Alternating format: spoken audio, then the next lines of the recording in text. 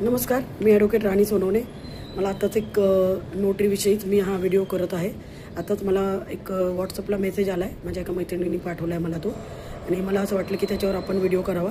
तर तो व्हिडिओ ह्याच्यासाठी तो प्रश्न असा आहे की can a notary maintain 2 register. तर खरं तर हा प्रश्न म्हणजे खूप लोक विचारत असतात आणि बऱ्याचशा लोकांना याची माहिती नसती, त्यासाठी हा व्हिडिओ बनवला आहे। तर बघा, आपण नोटरी आहोत आणि आपण नोटरी झाल्यानंतर आपण एकच रजिस्टर मेंटेन करू शकतो। Notary cannot maintain 2 or many notary register.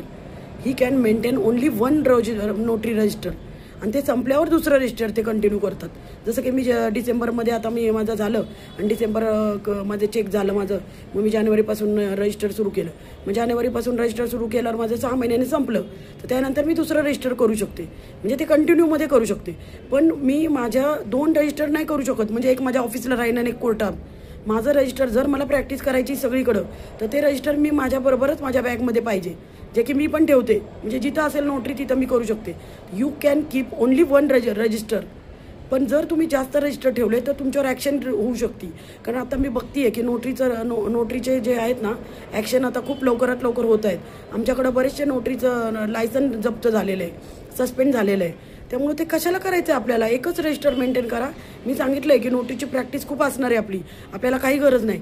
मला माहिती आहे की काही लोक करतातच हे शब्द आहे, काही लोक करतात, जास्त रजिस्टर मेंटेन करतात, पण ते त्यांच्याबरोबर, आपल्याला नाही करायचं त्यांचं काही। आपल्याला कोणाची कॉपी नाही करायची, आपल्याला लिगली जायचं आहे। आपलं ॲडव्होकसी पण आहे प्रॅक्टिस, आणि आपली नोटरी पण आहे। आपली प्रॅक्टिस खूप चांगली चालणार आहे, प्रामाणिकपणे प्रॅक्टिस करायची। आपल्याला बेकायदेशीररित्या प्रॅक्टिस केल्यावर आपले पैसे असेच कुठेतरी जाणार आहेत। कायदेशीर मार्गाने जे पैसे आपण करू ते आपण छान एन्जॉय करणार आहे, तसंच करा। बिलीव्ह इन लॉ ऑफ कर्मा। आपण जे करणार आहे तेच आपल्याकडे परत येणार आहे। आपल्याला प्रामाणिकपणे करायचं आहे। आपण वकील आहोत, आपण आता नोटरी झालो आहेत, तर आपल्याला गुन्हा नाही करत बसायचं। दुसरे लोकांनी गुन्हे केले की आपण त्यांना सोडवायचं काम करत असतो। आपलं कोणत्या कोर्टासमोर नको केस की आपण अशा पद्धतीने काम केले म्हणून। त्यामुळं you can keep notary register, but only you can keep 1 register. Okay, तुम्ही नोटरी रजिस्टर फक्त एकच मेंटेन करू शकता, 2 नाही। त्यामुळे रजिस्टर तुम्ही फक्त एकच मेंटेन करा आणि नोटरीची प्रॅक्टिस खूप चांगली करा। Thank you, bye.